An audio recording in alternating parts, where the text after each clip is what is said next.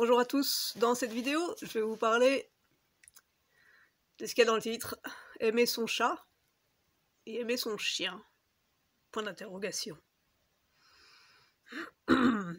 Alors, tous ces amis des animaux qui ont des chats, des chiens, voire des lapins nains, des poissons, des perroquets, des oiseaux, des serpents, toutes sortes de petits animaux des quatre coins du monde qui sont répertoriés comme NAC, ou bien simplement des chats et des chiens. Est-ce qu'ils sont vraiment ce qu'ils prétendent être, des amis des animaux? Alors regardons déjà avec quoi ils nourrissent leurs chats et leurs chiens. Avec des animaux qu'ils tuent. Donc ils prétendent être des amis des animaux. Donc ils ont un chat ou un chien pendant 5 ans, 10 ans, 2 ans, 20 ans, 15 ans. Et pendant tous ces jours, ces animaux sont nourris avec d'autres animaux. Et donc ils se prétendent être des amis des animaux. Tout en sachant qu'eux-mêmes sont bien sûr carnivores, ils ne sont pas que omnivores, ils sont surtout carnivores, ils mangent de la viande à tous les repas, ou quasi.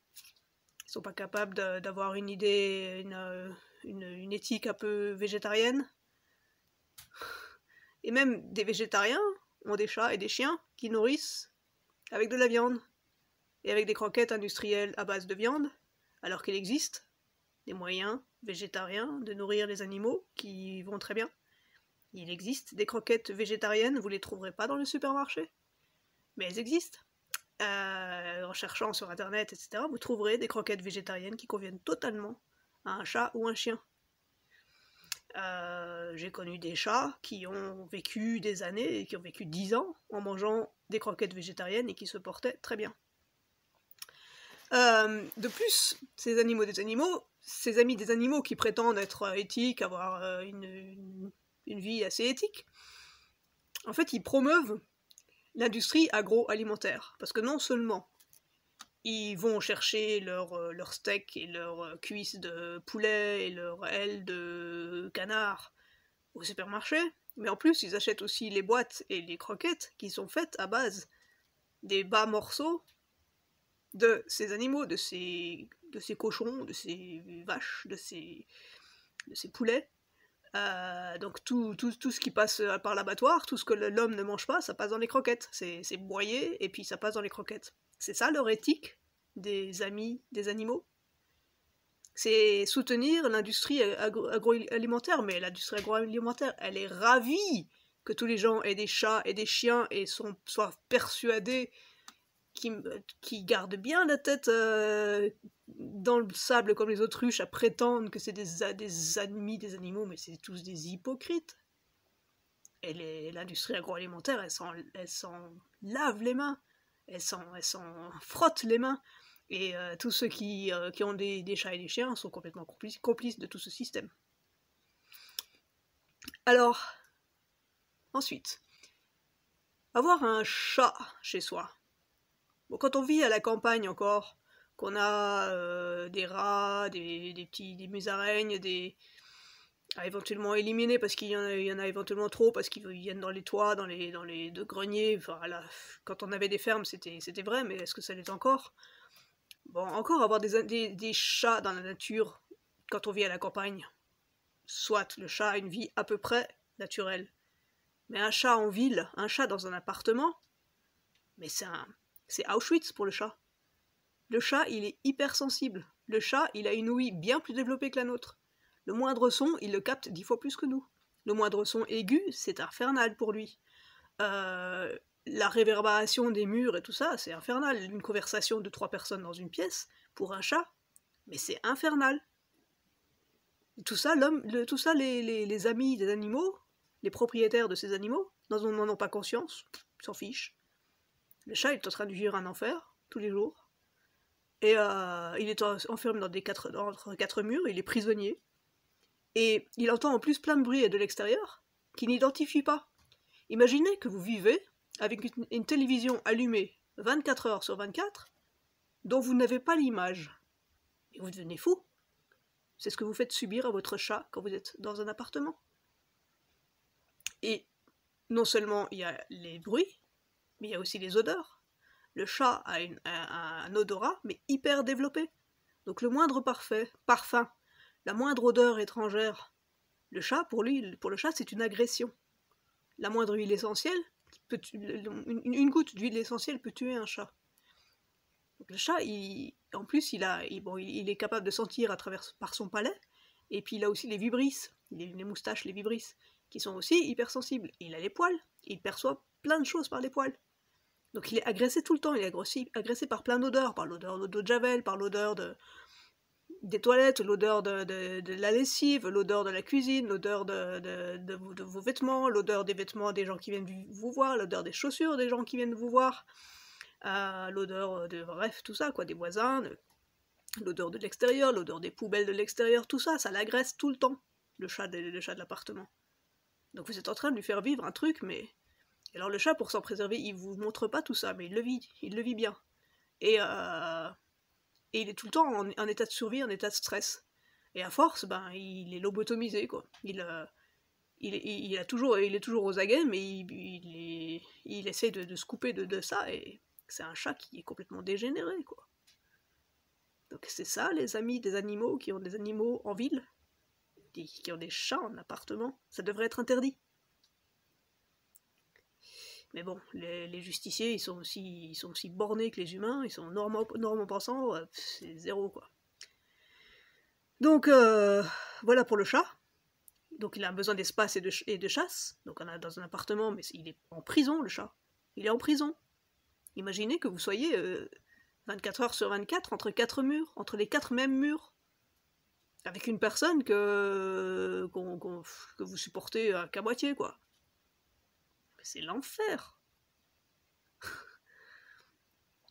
Alors, la même chose pour la nourriture. Un chat ne mange pas que de la viande, ou que des croquettes. Un chat, quand il mange une souris, il mange toute la souris. Il mange tous les poils, il mange les yeux, il mange le squelette, il mange les cartilages, il mange les tendons, il mange tout. Donc quand vous lui donnez une boîte de viande au chat, le chat, il peut pas digérer ça correctement. Il n'a pas tout le reste pour digérer, il a pas... Tout autant que vous avez besoin de manger des salades, des carottes et tout ça, et pas que de la viande, le chat, c'est pareil. Il n'est pas censé manger que de la viande pure. Il est censé manger aussi les poils, les plumes, les cartilages, les os, les organes, voilà, les intestins, tout ça, il est censé tout manger. Donc là aussi, vous le nourrissez pas comme il faut, quoi. Donc avec tout ça, il est lobotomisé, il est même plus capable de chasser, il peut plus chasser, il n'a pas le droit de chasser, et en plus quand il chasse des oiseaux, on le punit, et puis bon voilà, quoi, en ville il peut pas chasser, même autrement, il chasse mais il peut pas survivre de sa chasse, donc on le nourrit en plus de croquettes. Le chat est un animal qu'on a dégénéré, c'est un félin qu'on a dégénéré, et le chien, on a fait la même chose. Donc maintenant, venons-en au chien. Donc le chien, il est enfermé 8 heures par jour, là, quand vous partez au travail ou à vos activités et que vous n'emportez pas le chien. Le chien, il reste enfermé. Donc le chien est en prison. Donc le chien est en prison 23 heures sur 24. Et puis les 2 fois une demi-heure où vous le sortez en laisse. C'est du sadisme. C'est du sadisme. Vous avez un animal qui est à votre merci, qui a complètement perdu ses sens premiers, sa raison première d'être, ses instincts. Et en plus, dès qu'il va voir un pigeon ou un lièvre, s'il a une chance de voir un lièvre ou un rat ou que sais-je, et qui va vouloir courir pour aller le chasser, son instinct premier, il va être tiré en laisse en arrière, il va être étranglé ou les poumons décollés, et on va l'interdire de ça, et puis on va lui mettre une tape, et t'as bien fait, heureusement que t'as été obéissant, t'as pas été. Et le chien, il est complètement dégénéré, lobotomisé, désidentifié, fractionné. Et donc, pour le récompenser, donc de ne pas avoir été chercher le pigeon ou le lièvre ou le rat ou je ne sais pas quoi, ou d'avoir bien couru après son bâton, parce que c'est tout ce qui lui reste comme jouet, c'est un bâton, eh bien vous allez lui donner une boîte de viande, pareil, la boîte de viande, Mais c'est pas ce qu'il lui faut. Et en plus, le chien, il est censé être chasseur. Il est censé chasser sa propre nourriture. Donc là aussi, vous le lobotomisez, mais totalement, quoi.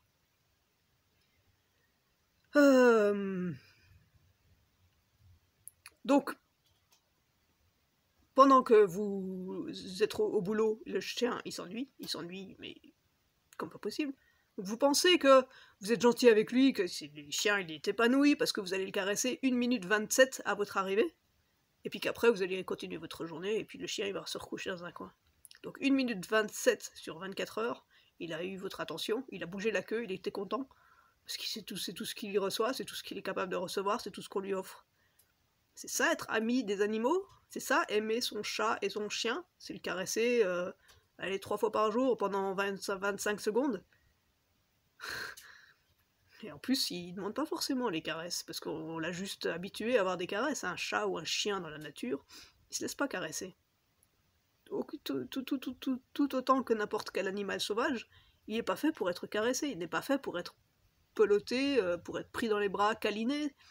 Vraiment, c'est un animal, tout animal, est autonome. Et si on a des chats et des chiens et qu'on les câline et qu'on croit qu'on leur fait du bien, en fait c'est à nous, c'est à notre propre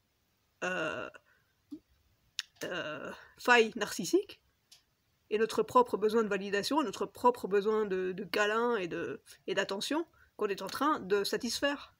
C'est pas du tout ceux des chats et des chiens. On les a habitués à ça, mais ils sont pas naturellement programmés pour ça. Donc tout est complètement absurde.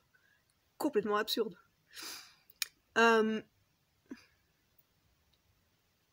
Alors, sachant qu'il y a des millions de chats et des millions de chiens, rien qu'en France, par an, qui sont euthanasiés. Tout ça pour satisfaire les quelques-uns qui veulent avoir un chat ou un chien, peut-être 2 ans, puis qui après les abandonnent parce qu'ils doivent partir en vacances ou parce que je sais pas quelle excuse ils ont, bon, parfois valable, parfois non, la plupart du temps non. Parce que de toute façon tous les refuges sont pleins à ras-bord, il faut arrêter de vendre des animaux déjà, les animaux sont pas un produit, les animaux sont pas un produit à vendre, c'est des êtres vivants, sentients, c'est des êtres qui sont censés être en liberté et censés vivre leur vie naturelle. On les a complètement dénaturalisés, dénaturés. Donc savoir qu'il y en a des millions par an, rien qu'en France, qui sont euthanasiés, juste pour le plaisir de ces gens qui ont des chats et des chiens, et les stériliser au maximum, parce qu'il faut arrêter tout ça, il faut arrêter ce cycle. Il y a trop d'animaux, de compagnie. Il faut arriver à diminuer ce cycle, vraiment, mais drastiquement. Donc il faut stériliser tous nos animaux. Il n'y a pas d'autre solution, il faut y arriver en douceur. Alors si vous avez besoin du contact avec les animaux, si vous voulez offrir le contact à des animaux, à vos enfants, mais allez déjà, premièrement, allez dans la forêt, allez dans la nature, allez au-devant de ces animaux, allez les observer. Vous n'avez pas besoin de les câliner, vous n'avez pas besoin de les nourrir. Regardez-les, observez-les dans leur contexte naturel. Les animaux, c'est tout, c'est pas que les chats et les chiens, c'est les fourmis, c'est les oiseaux, c'est les serpents, c'est les pigeons, c'est les rats, c'est les souris, c'est les sangliers, c'est tout, c'est les abeilles, les guêpes. Tout animal peut être observé sans avoir besoin de le toucher, sans avoir besoin de le nourrir, sans avoir besoin de l'apprivoiser, sans avoir besoin de le faire sien. Donc sortir de ces schémas qui nous paraissent naturels, qui nous paraissent normaux, mais qui sont complètement anormaux en fait. C'est quand la normalité devient l'anormal, et quand l'anormal devient la normalité. Mais on nage en plein délire, quoi, en pleine absurdité, absurde land. Donc observez les animaux dans la nature, donc déjà dans la forêt, vous pouvez aller voir des fourmis, vous pouvez aller voir des cloportes, vous pouvez aller voir des chevreuils, etc., des sangliers, mais aussi dans la ville. Arrêtez de tuer les fourmis, arrêtez de tuer les araignées, arrêtez de tuer les cafards, arrêtez de regarder les pigeons comme des rats sales, arrêtez de regarder les rats comme des animaux qui pestiféraient. Tous ces animaux sont bénéfiques. S'ils sont dans la ville, c'est qu'ils sont en train de nettoyer ce que nous, on a laissé traîner. nos poubelles, les égouts, les déchets à gauche et à droite. Ces rats, ces pigeons, ces fourmis, ces mouches, ces araignées, ils ont tous un rôle. S'ils sont là, c'est qu'il y a à manger pour eux. S'il y a à manger pour eux, c'est parce qu'on a laissé traîner nos détritus. Donc plutôt que de les traiter comme des pestiférés, regardons-nous plutôt en face, et s'ils sont là, soyons bien contents qu'ils soient là, parce qu'ils sont en train de nettoyer nos villes, ils sont en train de nettoyer nos poubelles. Et là pareil, je veux dire, quelle est la différence entre un chat et un rat? Le rat, il n'est pas forcément pestiféré, le rat, il n'est pas forcément malade. Pourquoi vous pouvez caresser, aimer un chat, et pourquoi le rat ou le pigeon, vous crachez dessus et vous en avez peur, et pareil avec le cafard, il est très utile. S'il est là, c'est qu'il y a une raison. S'il n'y a pas à manger, le cafard, il n'est pas là.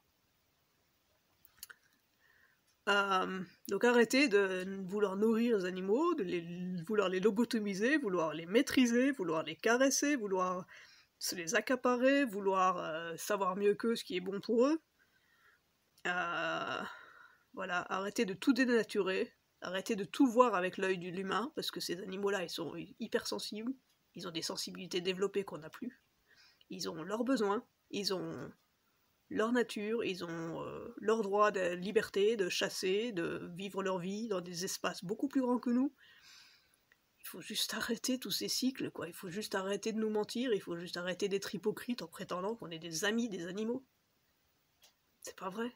Même les chats et les chiens, on n'est pas des amis d'eux, on les enferme. On les met au bout d'une laisse, on leur dit ce qu'il faut faire, on leur dit ce qu'il faut manger, on les dénature. Voilà. J'espère que cette vidéo vous a plu. N'hésitez pas à la diffuser, à la promouvoir, à faire monter les logarithmes de YouTube pour mes vidéos si vous aimez les contenus.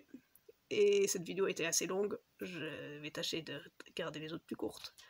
Et je vous dis à la prochaine, merci.